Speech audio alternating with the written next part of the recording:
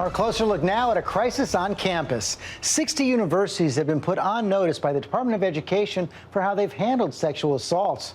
Two former college football players now facing decades in prison, found guilty of sexually assaulting a female student in a dorm room at Vanderbilt University. And this evening, a new case, a star swimmer now charged at another school.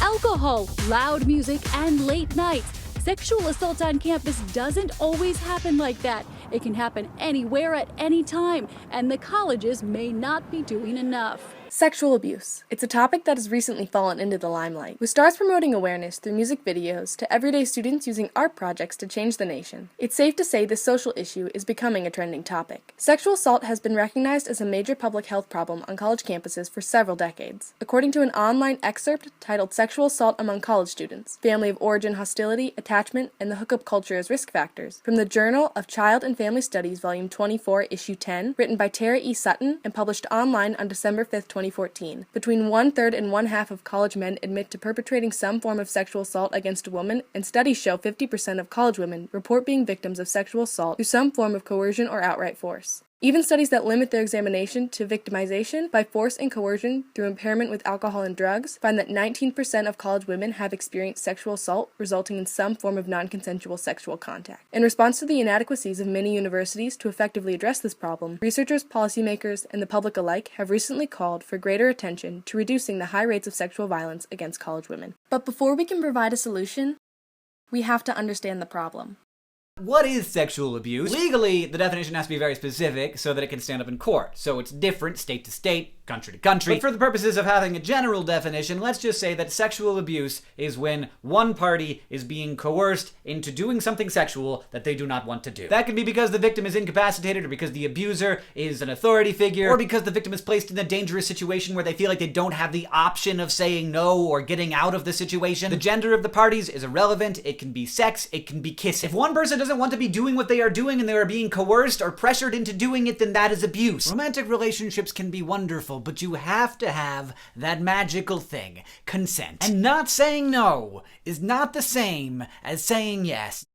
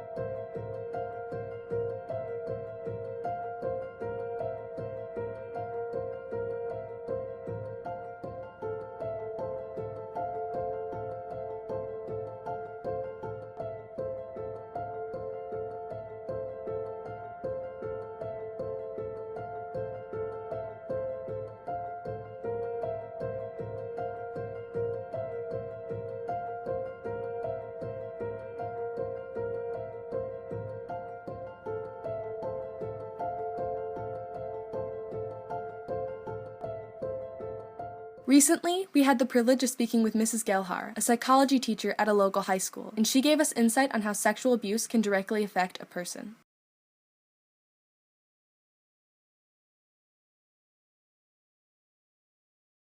Sexual abuse affects women in many different ways. They are affected in all of their relationships from that point forward because the trust element is now gone. Simple things may trigger them. Smell and taste are some of your strongest sensory inputs, and so they have some of the strongest memory ties. And oftentimes with sexual abuse, those two can trigger something just very innocently when you're out in public.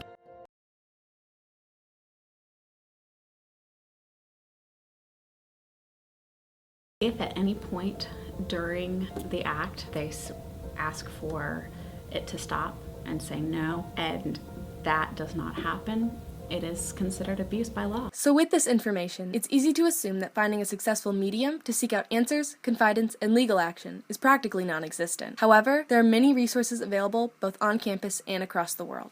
Locally, you can visit Ball State's website for sexual assault awareness and prevention, where you'll find the Office of Victim Services phone number, the University Police Department phone number, and a way to partake in the Step In, Speak Up program. You'll also find a link to the Counseling Center and a list of Learn More questions where you can become a partner in their goal to end sexual violence. On a national level, you can visit the NSVRC's website, where you'll find information about Sexual Assault Awareness Month. To find out more information about sexual assault and international resources, you can visit RAIN.org, where you can contact someone online to get help and to get more information on what sexual abuse is and how to prevent it. Or you can visit itsonus.org, a national campaign started by our government to recognize that non-consensual sex is a sexual assault and to create an environment in which sexual assault is unacceptable and survivors are supported. Furthermore, if you've been a victim of sexual assault, you can visit notalone.gov to figure out your rights, how to get help, and the next steps you should take to creating a solution.